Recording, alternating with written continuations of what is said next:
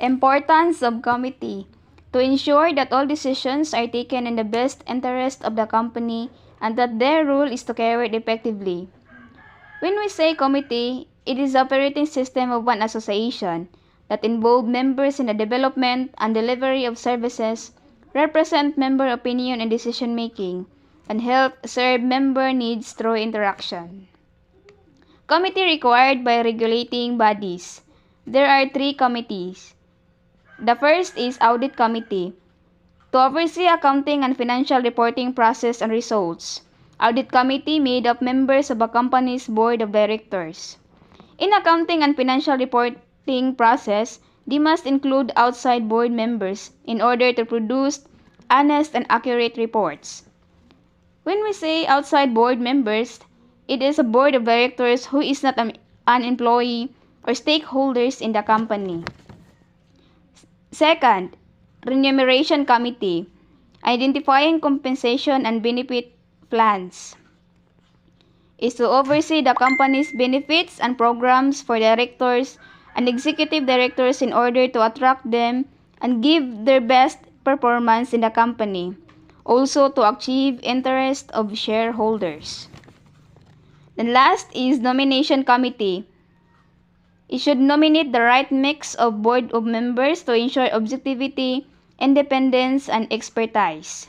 Nomination Committee is tasked to evaluate the qualification of all the officers nominated to position in the company which are appointed by, to ensure that they have the competence and personal background that will enable them to perform their duties as directors of the company. Toward an effective working board.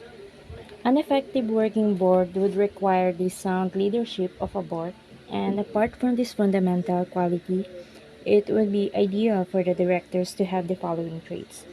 The first trait is a commitment. Commitment in terms of time spent and in the achievement of strategic objectives. So commitment brings numerous advantages and benefits for the company as a whole. As they are more engaged, effective, and productive, it will result to a good performance. And without it, a company has a risk of losing all they have worked so hard for over the years, including their market position and respect. The second one is the expertise. Should be possess strong technical knowledge of the industry or business.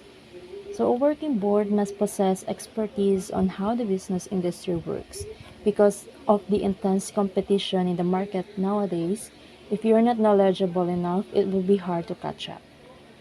The third one is the unity or the ability to work and get along with fellow board members, collaborating effectively in getting the group to agree on resolutions.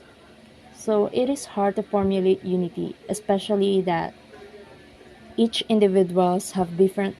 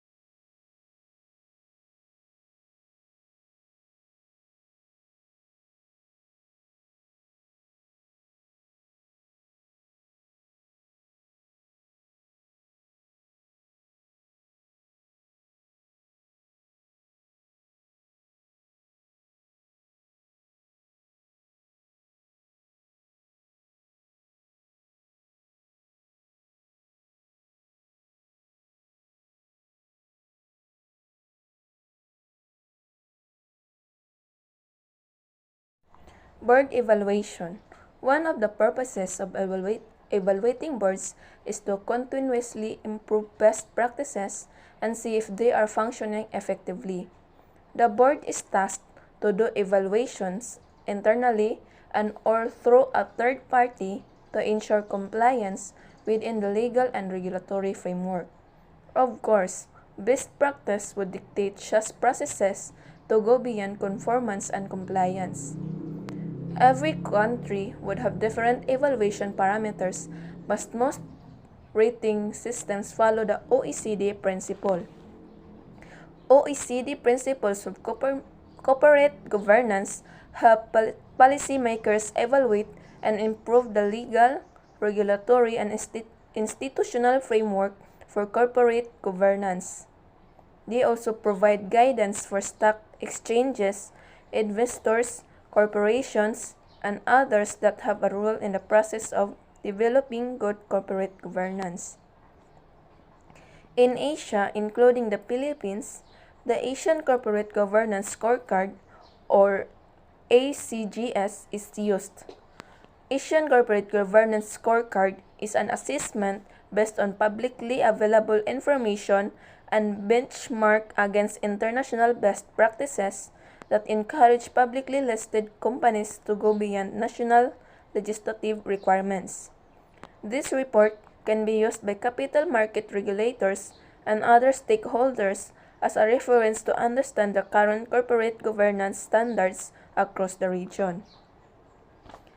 Evaluating the board would include a review of the company's governance and board structure, board members, and processes.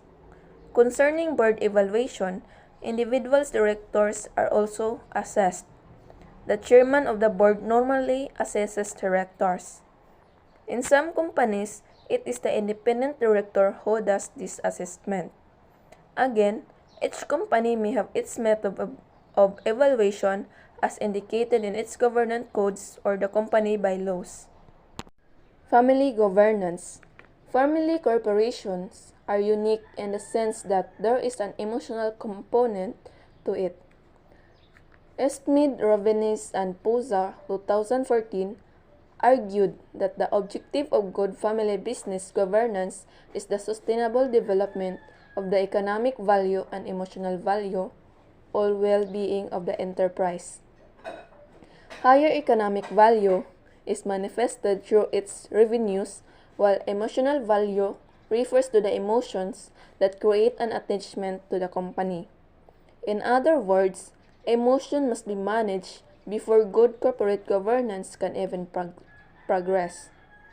The creation of a family constitution with the assistance of a lawyer and or consultant should help in the process of good family governance, as this is a document that describes their strategy and structures.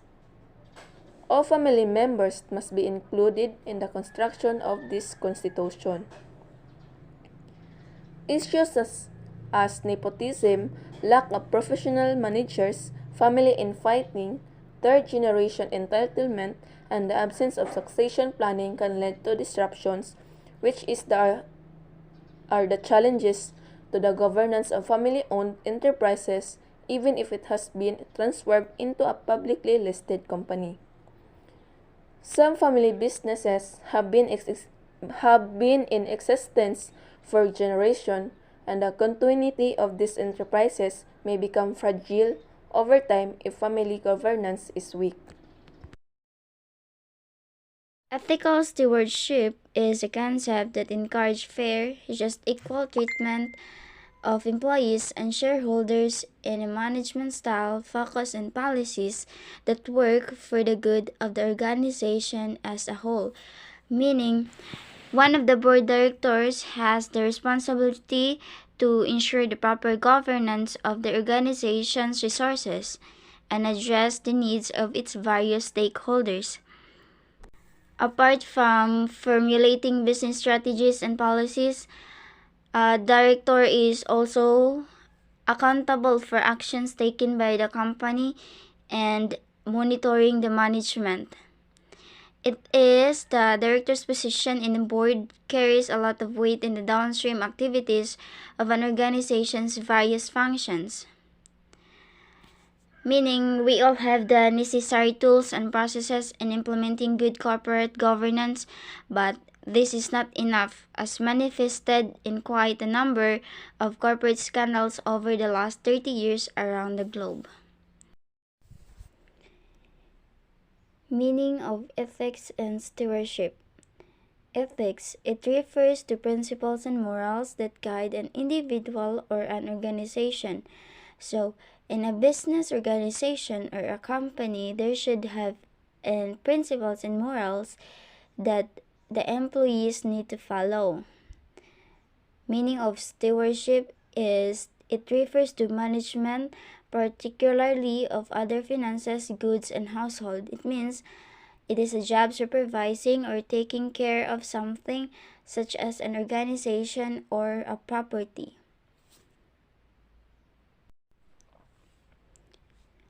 Beyond compliance on form and structure by which corporations are regulated and assessed in awareness and affirmation of ethical values in corporations, values such as integrity, which Stanislaw 2017 stated as the very core of governance character.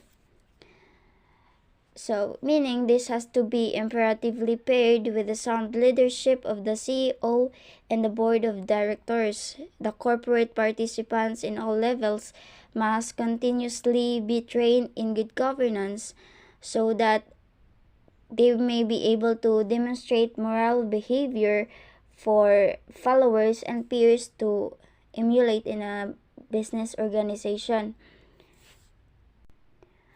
According to Caldwell, Hayes, Curry, and Bernal 2008, ethical stewardship is a good for business and involves demonstrating respect for values that include honesty, fairness, equality, dignity, diversity, and individual rights. So, if only institutions are always run with ethical behavior, then the people in an organization would not find themselves and their companies involved with these debilitating circumstances. If ang employees kay dili honesty, walay fairness, no equality, dignity, diversity, and individual rights. Unfortunately, ethical stewardship is not as simple as sound. It takes time for individuals and collective efforts to build and form lasting values in organization. Like executive training and development is a cornerstone of organizational growth and development.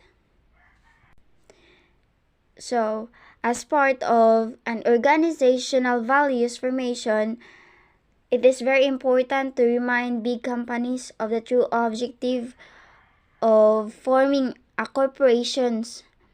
Apart from providing fair returns to the company and its investors, it is the responsibility of corporation to contribute to the task of nation building through economic development because the concept and the hegemony of a shareholder supremacy, this responsibility is more often than marginalized. In the part of controlling shareholders, it also needs to be reminded that corporations are exclusively owned by them and that corporations belong to all shareholders regardless of the number of percentage of their shareholdings.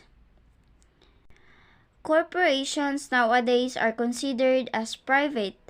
Not only are they accountable to their shareholders, but we are also now living in an era where corporations are accountable to the various publics, rightfully demanding ethical behavior from these giants, and also the corporations' various stakeholders must be protected, and that firm profitability is certainly achievable without sacrificing good corporate governance.